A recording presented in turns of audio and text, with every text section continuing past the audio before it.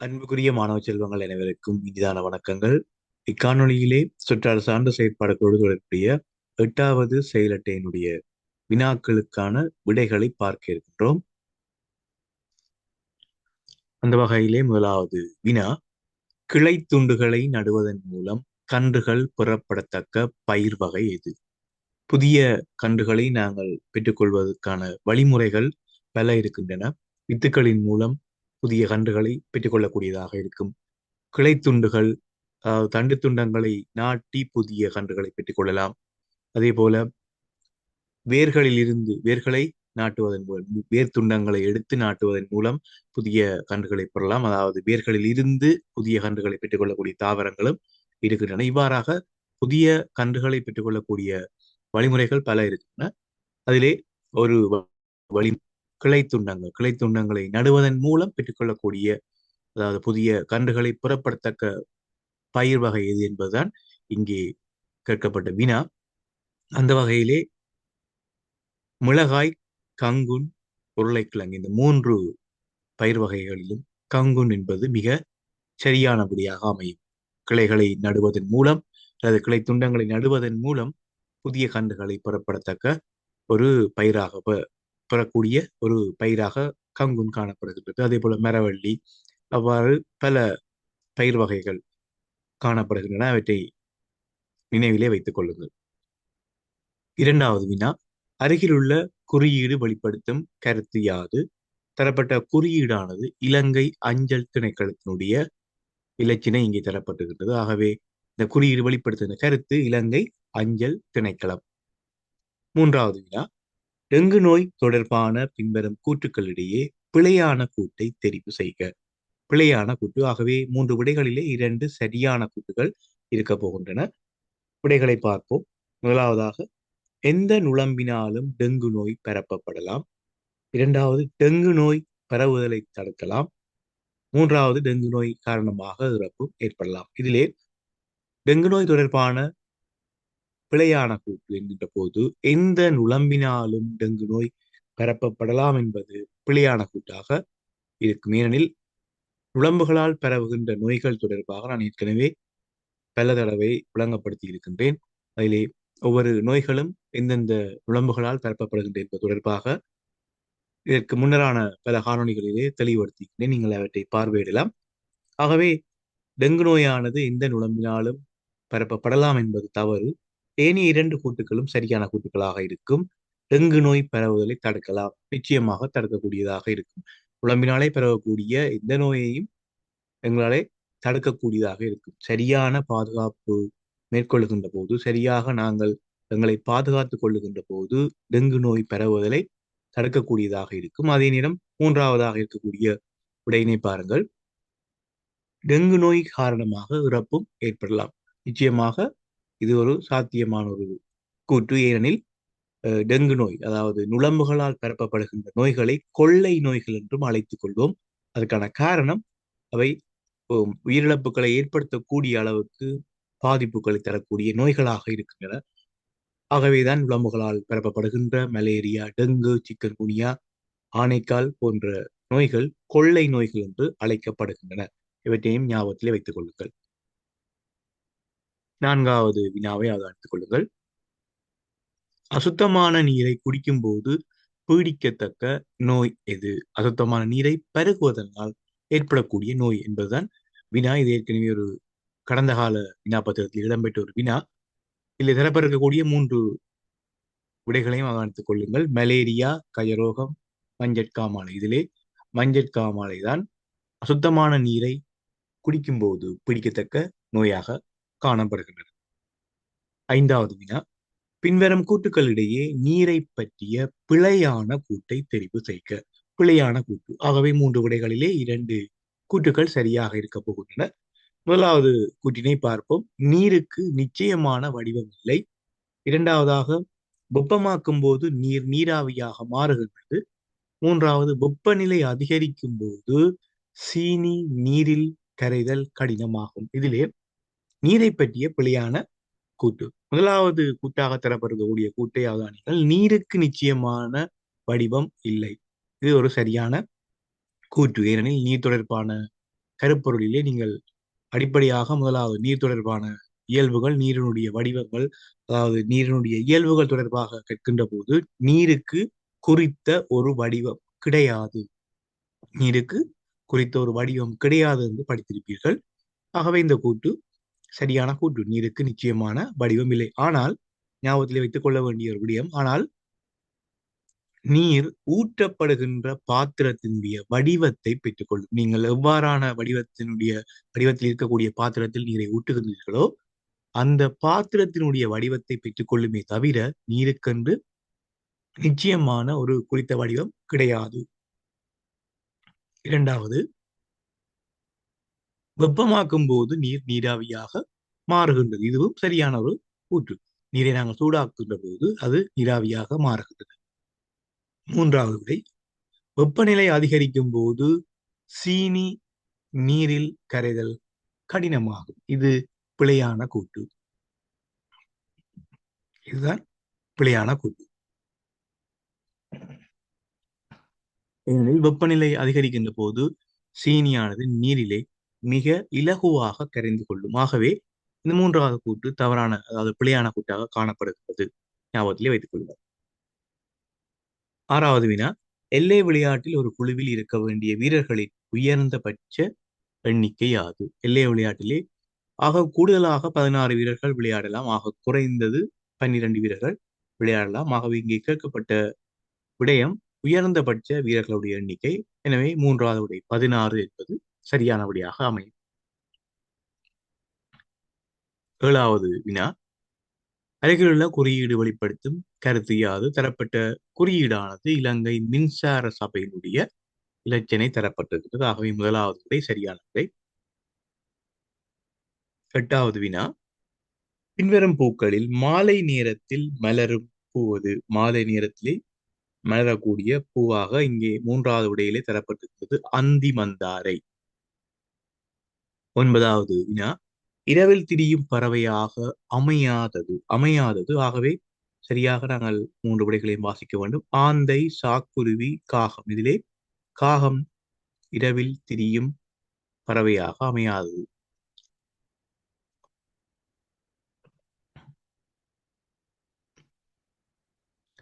பத்தாவது வினாவை அவதானித்துக் கொள்ளுங்கள். பழச்செய்கைக்கு பெரும்பாலும் தீங்கு விளைவிக்கும் பிராணி எது? மூன்று பிராணிகளையும் அவதானித்துக் கொள்ளுங்கள். கரப்பான், வெண்மூட்டு பூச்சி, மயிர்கொட்டி. இதிலே பழச்செய்கைக்கு அதிக அளவிலே தீங்கு விளைவிக்கக்கூடிய பிராணியாக இரண்டாவது உடையிலே இருக்கக்கூடிய வெண்மூட்டு பூச்சி அமையும். மயிர்கொட்டி தாவரங்களுடைய இலைகளுடைய ஆரம்ப நிலையிலே தான் இலைகளை உண்ணும். இலைகளை உண்டு அதற்கு தாவரங்களுக்கு பாதகத்தை ஏற்படுத்தும். வெண்மூட்டு பூச்சி தான் இங்கே பழச்செய்கைக்கு பெரும்பாலும் தீங்கு விளைவிக்கக்கூடிய பிராணியாக காணப்படுகின்றது. 11வது வினா, தொலைவில் உள்ள இரையை கண்டு அதனை பிடிக்கும் ஆற்றல் கூடுதலாக உள்ள பறவை. தொலைவில் உள்ள இரையை கண்டு அதனை பிடிக்கும் ஆற்றல் கூடுதலாக இருக்கக்கூடிய பறவை. பெறப்பட்ட மூன்று விடைகளை பார்த்துக் கொள்ளுங்கள். கொக்கு, பருந்து, மலைக்குருவி. இதிலே பருந்து சரியானபடியாக அமையும். பருந்து, கழுகு போன்ற பறவைகள் தொலைவில் இருந்தாலும் தன்னுடைய இரையை இலகுவாக தன்னுடைய கூர்மையான பார்வை திறனை பயன்படுத்தி எவ்வளவு தொலைவில் இருந்தாலும் இதையை இலகுவாக கண்டுபிடிக்கக்கூடிய ஆற்றல் படைத்தது. 12வது, நீர் நிரப்பப்பட்ட பாத்திரம் ஒன்றில் இடப்பட்ட 4 துளைகள் கீழே உருவில் தரப்பட்டுள்ளன. அவற்றில் நீர் வெளியேறும் முறையினை சரியாக காட்டும் உருவின் கீழ் கோடுக. இது மிக முக்கியமான ஒரு பரிசோதனை செயற்பாடு. அதன் ஊடாக இந்த வினா வழங்கப்பட்டிருக்கிறது. இது வகுப்பறை செயற்பாடாக நீங்கள் செய்து பார்த்திருப்பீர்கள். நீர் நீர் தொடர்பாக அமுக்கம் என்கின்ற விடயத்தை இனம் காண்பதற்காக இந்த செயற்பாட்டினை செய்து பார்த்திருப்பீர்கள். அந்த வகையிலே இவ்வாறாக ஒரு நீர் நிரப்பப்பட்ட பாத்திரத்திற்குள் 4 துளைகள் காணப்படுகின்ற போது நீர் வெளியேறுகின்ற முறையானது கீழிருந்து மேலாக, அதாவது கீழே நீர் பாத்திரத்தினுடைய அடிப்பாகத்தில் இருக்கக்கூடிய துளையில் ஊடாகத்தான் நீர் வேகமாக வெளியேறும். அதிலிருந்து மேலே செல்ல செல்ல நீரினுடைய வேகம் குறைந்து கொண்டு செல்லும். ஆகவே மிகச் சரியான முறையிலே காட்டக்கூடிய இந்த செயற்பாட்டினை, நீர் வெளியேறுகின்ற முறையினை சரியாக காட்டக்கூடிய உருவானது இரண்டாவது படமாக அமையும். இரண்டாவது படம்.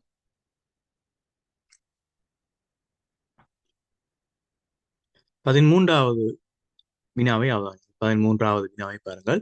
பயிர்களை வளர்ப்பதற்கு பயன்படுத்தப்படும் மாற்று முறைகளின் அனுகூலமாக அமையாதது. மாற்று முறைகளின் அனுகூலமாக அமையாது. முதலாவது விடை பாருங்கள். எளிதாக பராமரிக்கத்தக்கதாக இருத்தல், வெயில் மழை ஆகியவற்றில் இருந்து பாதுகாக்கத்தக்கதாக இருத்தல், இடவசதியுள்ள இடத்தில் மாத்திரம் பயிரிடக்கூடியதாக இருத்தல். இதிலே எளிதாக பராமரிக்கக்கூடியதாக இருத்தல் இது ஒரு மாற்று முறை பயிர் செய்கையினுடைய ஒரு அனுகூலம். எளிதாக பராமரிக்கலாம், எளிதாக பராமரிக்கக்கூடியதாக இருக்கும். இரண்டாவது, வெயில் மழை ஆகியவற்றிலிருந்து பாதுகாக்கத்தக்கதாக இருக்கும். வெயில் மழை காலங்களிலே நீங்கள் வெயில் மழைக்கேற்ற வகையிலே மாற்றுமுறை சாடிகளை பாதுகாக்கக்கூடியவாறு செயற்படுத்தலாம், அதாவது பாதுகாத்துக் கொள்ளக்கூடியதாக இருக்கும். மூன்றாவது, இடவசதி உள்ள இடத்தில் மாத்திரம் பயிரிடத்தக்கதாக இருத்தல் இது ஒரு அனுகூலம் அல்ல. இடவசதி இல்லாத இடங்களில் கூட மாற்றுமுறை பயிற்சியை நாங்கள் பயன்படுத்தலாம். கூடுதலாக பெரும்பாலும் இந்த மாற்றுமுறை பயிற்சிகை என்பதே இடவசதி இல்லாதோர் பயிற்சிகையை மேற்கொள்வதற்காக சிறிய சிறிய சாடிகளிலே தயிர்ச்சட்டி சாடியாக இருக்கலாம், தென்னம்பூச்சி சாடியாக இருக்கலாம், வலைச்சாடியாக இருக்கலாம், மலை பீலித்துண்டு சாடிகளாக இருக்கலாம். இவ்வாறாக சூழலிலே ஒதுக்கப்பட்ட அல்லது நாங்கள் பாவித்து கழிக்கப்பட்ட பொருட்களை எடுத்து அவற்றை சாடிகளாக பயன்படுத்தி அதற்குள் பயிற்சிகையை மேற்கொள்வதுதான் அந்த மாற்றுமுறை பயிற்சிகள் குறிப்பிடுவார்கள். ஏற்கனவே நான் மாற்றுமுறை தொடர்பாக கூடுதலான விளக்கம் வழங்கியிருக்கின்றேன் முன்னர் வழங்கப்பட்ட ஒரு காணொலியிலே. ஆகவே நான் இதிலே சுருக்கமாகவே இங்கே குறிப்பிட்டிருக்கின்றேன். 14வது வினா, வீட்டுத் தோட்டத்தில் பயிர்ச்செய்கைக்கு தீங்கு விளைவிக்கும் பூச்சிகள் வருவதை தடுப்பதற்கு வளர்க்கப்படும் தாவரம். துளசி, நாயுண்ணி, செவ்வந்தி. இதிலே செவ்வந்தி தான் வீட்டுத் தோட்டத்தில் பெரும்பாலும் நீங்கள் வீடுகளிலே அவதானித்திருப்பீர்கள். வீட்டுத் தோட்டத்திற்கு பயிர்களுக்கு இடையே நட்டிருப்பார்கள். அதற்கான காரணம் பயிர்ச்செய்கைக்கு தீங்கு விளைவிக்கக்கூடிய பூச்சிகள் வருவதை தடுக்கும், கட்டுப்படுத்தும் ஆற்றல் செவ்வந்தி பயிருக்கு உள்ளது. 15வது வினா, உடல் வளர்ச்சியில் பெரிதும் செல்வாக்கு செலுத்தும் உணவு ஜோடி. இவ்வாறாக பெரும்பாலும் வினாக்கள் பரீட்சைக்கு வருவதுண்டு. உணவு தொடர்பான கருப்பொருளிலே நிச்சயமாக ஒன்றுக்கும் மேற்பட்ட வினாக்கள் கட்டாயமாக பரீட்சையிலே இடம்பெறும். மிக முக்கியமான ஒரு கருப்பொருள். உடல் வளர்ச்சியில் பெரிதும் செல்வாக்கு செலுத்தும் உணவு ஜோடி. ஆகவே இரண்டு உணவுகளும் உடல் வளர்ச்சிக்கு செல்வாக்கு செலுத்தக்கூடிய உணவுகளாக இருக்க வேண்டும். முதலாவதாக பசுப்பாலும் தோடம்பழச்சாறும், இரண்டாவது முட்டையும் புறக்கன் ரொட்டியும், பயரும் சோயா அவரை. இதிலே பசுப்பாலும் தோடம்பழச்சாறும். இதிலே பசுப்பாலிலே அதிக அளவிலே புரதம் உள்ளது. ஆகவே உடல் வளர்ச்சியிலே பெரிதும் செல்வாக்கு செலுத்தும். ஆனால் தோடம்பழச்சாறு உடலை நோயிலிருந்து பாதுகாக்கும். முட்டையும் குரக்கன் ரொட்டியும், இந்த இரண்டாவது உடைய பாருங்கள். இதிலே முட்டை உடல் வளர்ச்சியிலே செல்வாக்கு செலுத்தும், குரக்கன் ரொட்டி மாப்பொருள் வகையான ஒரு உணவாக இருக்கின்றது. மூன்றாவது விடையில் இருக்கக்கூடிய பயரும் சோயா அவரையும் தான் சரியான விடையாக அமையும். காரணம், இரண்டுமே உடல் வளர்ச்சியிலே பெரிதும் செல்வாக்கு செலுத்தக்கூடிய புரத உணவுகளாக காணப்படுகின்றன. 16வது வினாவை பாருங்கள். சோறு சமைப்பதற்காக அரிசியை களைவதற்கு மிக பொருத்தமான பாத்திரம் எது? மட்கோப்பை, பானை, அரிக்குஞ்சட்டி. இதிலே மிகச்சரியான விடை 3வது விடை அரிக்குஞ்சட்டி. 17வது வினா, புளிய மரத்தின் இலைகளின் வடிவத்தை ஒத்த வடிவமுள்ள இலைகள் இருக்கும் தாவரம் எது? பட்டக்கண்ணி, வெள்ளாரை, தொட்டார் சுருங்கி. இதிலே புளிய மரத்தின் இலைகளினுடைய வடிவத்தின் ஒத்த வடிவத்தை காட்டக்கூடிய இலைகளை கொண்ட தாவரம் தொட்டார் சுருங்கி. நிச்சயமாக இந்த விடயம் உங்களுக்கு தெரிந்திருக்க வேண்டும். மொத்த வடிவ இலைகள் தொடர்பாக கற்று வைத்துக் கொள்ளுங்கள். தரம் 3 ஆசிரியர் வழிகாட்டிலே மிக விளக்கமாக உதாரணங்களுடன் வழங்கப்பட்டிருக்கிறது ஒத்த வடிவ இலைகள்.